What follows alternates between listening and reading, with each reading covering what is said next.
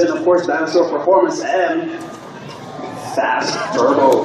Alright, here we go. This is first round elimination import face-off brought to you by NOS Energy Drinks. Special shout out to our sponsors and thank you guys for braving and coming out here to check it out. And here we go.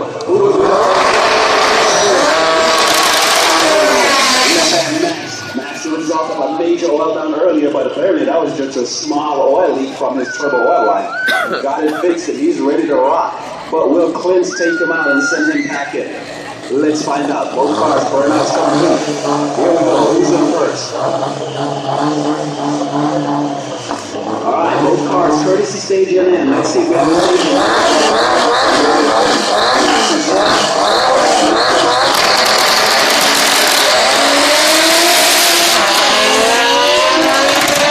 Max charging high and later. Oh, Max having some issues here. And it looks like Max will continue to go around, take the win. It's at 969. 969. 46 miles per hour. So Max, move on.